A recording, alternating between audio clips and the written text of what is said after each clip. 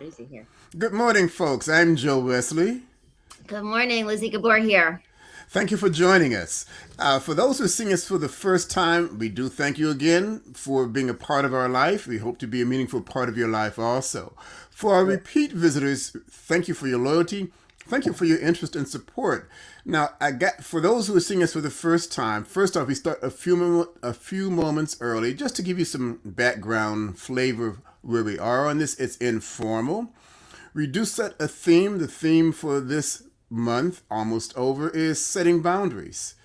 And the concept is that I'm a left brain kind of guy. I logic and reasoning, Dr. Spock of Star Trek syndrome. Whereas Lizzy is the yin and yang of, oh, feeling good and mindfulness. It makes no sense to me. But people respect her. She's a strong entity in her industry. So I'm trying to figure her out and along with what she represents. Because if she talks about being healthy and wealthy, that makes sense to my left brain. So let's see where this goes. Before I forget a commercial break, remember to look at us through Facebook, YouTube, and LinkedIn. Please sign in if you're going to leave comment on YouTube. We would appreciate your thoughts and opinions. Please remember to share us. Remember to subscribe to keep up to us also. I've been told by the StreamYard, the vehicle of this program, is that LinkedIn, there's still some issues about comments being provided or available to us. But if you don't do it at the time of this 8 a.m. call, we do audit your comments and we get back when they come to our attention. So if we're a little bit late sometimes, we'll pre-apologize. We don't rehearse. We do choose a topic. And the topic today is, in terms of controlling people, Lizzy feels if you're mindful, you'll be less subject to that as part of setting boundary format. I have a thought that do people attract controlling people or do they allow it to occur or a combination of? And to me, it makes a difference. I'll give you an example. I bought my wife a black wool coat for winter. And she's a girly kind of syndrome, which has drawn me to her. So I said, well, let me trim it buy one that had a fur trim around it, artificial trim by the way, for those where this is an important issue of discussion. Thank you for that distinct. And having said that, so the first time she put it on, I felt good about it. But by the time she took it off, there was hair all over this black wool coat. And that coat attracted that fur. It's just, and I didn't see it coming. So the attraction was, and because it was dark in color, it was much more visible. This fur. So we spend at least 2 hours before she walks out the house every time with that lint remover to get the fur off that black coat. So the question is, do we attract it? Do we allow it? Does it happen by happenstance? So Lizzy's going to give me some insight, hopefully in the audience out there also. So I'm going to shut up for the moment here. It's an interesting analogy there, because when I think of controlling, it's usually around people more than items. Well, But let me interrupt. It's a metaphor Mhm. that there are people. In a more generic sense, I get that what you're saying. My wife worked with another nurse who had divorced a guy who was controlling. I'll say it in this manner, Mhm. and she recently remarried, and this was a while back when cell phones weren't yet that popular. And she wanted to buy a disposable cell phone because her husband would not allow her to have one. But so he checks the bill. So if she got a disposable, you prepay Mhm. by cash on the QT. So Mhm. I sat with her. She happens to be a professional in a management position, so she's not clueless of the world around her. Mhm. I says, "Can I ask you a question?" When I did the transaction off site, I said, "You're an intelligent lady from what I'm hearing. You administer other people. You've got a mindset sound. Why did you repeat the problem of marrying another controlling person? If you don't mind my asking." And she says, "Joe, I hear you. I did everything I could to put him through all sorts of hoops and loops to trigger any controlling aspect about him. He was a perfect gentleman. He was considerate. He was attentive. He did everything that was my ideal version of being with a partner until we got married. And the Mhm. moment that happened, here we go again." So for her, it now I think what attracted, she liked men who were in charge. She's going to meet all my whims and all my needs. And I can love that. I'm beautiful. I'm this, I'm that. So, and men look for guys, women who are like that. And that goes both ways, but Mhm, we'll talk more of the male and female if that's okay with you. mhm. So, I think some people allow it. I do, and I think some people attract. And I'm not, I think there's a distinction, and that's kind of a non clothing example, but I didn't see the fur coming, whereas this girl tried very hard to prevent it. And it Right. happened anyway, but there's something about her mindset that the guy picked up on and took advantage of. Well, I think with that situation, I mean, it is very, very unfortunately common for these patterns to happen with people to that, she may have thought that she was being so, diligent about assessing whether he had those traits or not, but somewhere in there she was still missing some clues. She wasn't tuning into some clues, because I do believe that there are usually some clues. Mm-hmm. And also, when she did see those clues, rather than addressing them head on, she fell right into that. She started sneaking and doing this phone thing, without him knowing. It's just, again, it's feeding that you know bad relationship, toxic relationship, by not addressing it head on. So there's somewhere in her, she had not felt that she's worthy of having somebody who is not controlling. I believe that. I hear that, and I won't argue that perspective, but what about the fear of control or damage? I have a family member who happened to marry what we consider a controlling wife. He is a functional kind of guy, to put it mildly, but the story we have is she's threatened the entire family, us, my wife, this and that. So he's clearly a stronger person, but at least physically. So it's not a matter of that. So it's the fear of injury. It's the fear of being beaten. It's the fear of for the kids, perhaps. So when you say allow, I hear the concept, but again, where Lizzy and I tend to have flashpoints, Mm-hmm. is I always say it sounds easier than what it is, Mm-hmm. and that's kind of my playback on that. And by the way, this lady was already married, so she was in my world trying to survive. She wasn't feeding into him that it was a bad relationship. I guess I'm digressing. I apologize for that. Let me say this differently. I know another girl from high school, very attractive girl, divorced 3 times, and I asked her, reconnecting with her several years ago, how did this happen? She says, well, I like manly men, because that kind of goes along with what you say. Men Mm-hmm. who are in charge, men who take whatever, men who meet all my needs. Well, the problem is she's a sharp woman with her own mindset. And as long as before marriage it worked well, but afterwards she became more independent. Mm-hmm. Perhaps it showed it, not became it. She showed more of herself. And that was the flashpoint there. So that's why 3 times divorced. But her pattern is choosing manly men. You see Yeah. what I'm? Yeah. So No, that. I mean, that's like the whole bad boy people who like the girls who like the bad boys.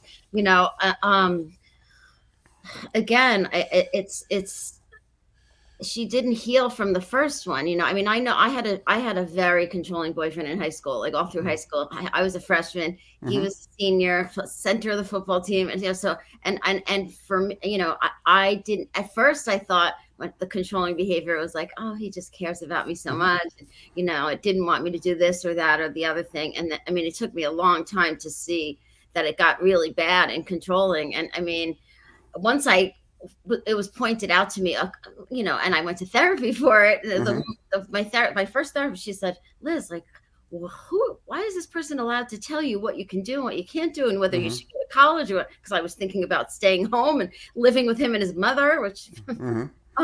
and it was just like that one thing. I was like, you're right. Like, no one has any right to Mm-hmm. control anyone else. You can only control yourself. And is that really that I kind of I was not going to have those people in my life anymore. I Mm-hmm. made a decision Mm-hmm. at that time, that I wasn't going to, really entertain that. I mean, but the thing is, I think for a lot of people, whether when you're generous and you're nice and you're a good listener, you can be pray for these people. Mm-hmm. And what you're talking about is a whole nother level, because that's like where it's somebody who's kind of grooming somebody until they get married, and then Hmm. they show their true colors. But Right. when they show their true colors, you get out, or or you get help.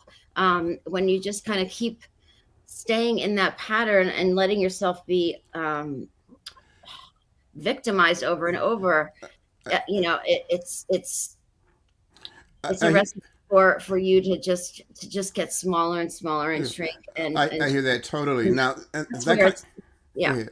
That kind of No. goes back to me of allow or attract, and the two may be synonymous. One may be more passive, one may be more aggressive. And then I'm going to flip it to the other angle. And I'm, by the way, I have a medical background, so rather than talk about what's already happened, that may be another subject.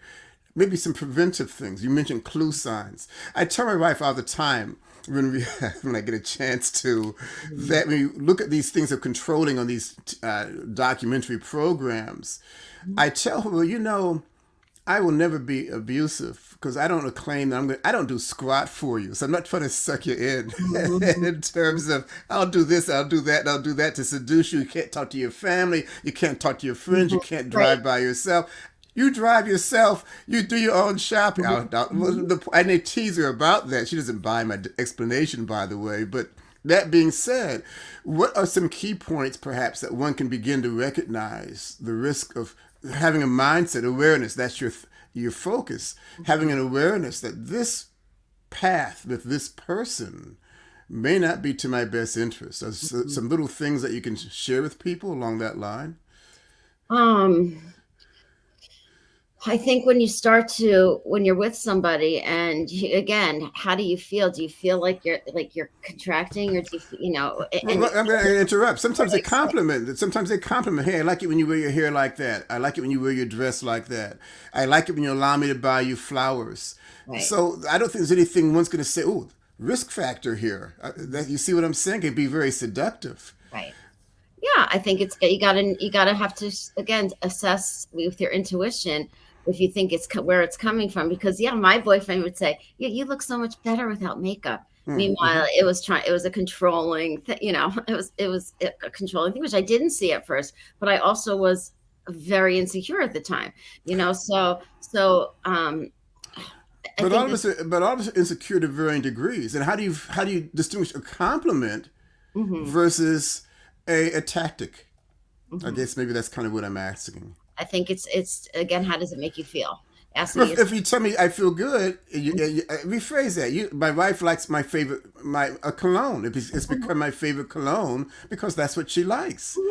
Is she controlling me or No. expressing a pleasure? But that's my point, though. No, no, absolutely. But you know how it makes you feel. I mean, you can see, does it make you feel good when she says that? And do you feel good putting it on? Because you know she's gonna enjoy I hear that. it. So let me say this differently. I hear that. So let's do this differently. My wife knows that my favorite dessert is sweet potato pie. Mm-hmm. And if she were to tell me, Joe, I love you so much, I'm going to cook every week sweet potato pie for you after 20 plus years of being married, I'm not going to say, what does she want from me? I'm going to say, fantastic, let's go with it. But somewhere there's going to be a piper to pay on this, one way or the other, in all likelihood. I'm just an extreme example, and she's not that kind of persona. But I hear what you're saying, but if it makes me feel good to hear it, that you like something about me that I do, be it my cologne, however, my hairstyle, what tie I should wear or not, is it controlling? Is it complimentary?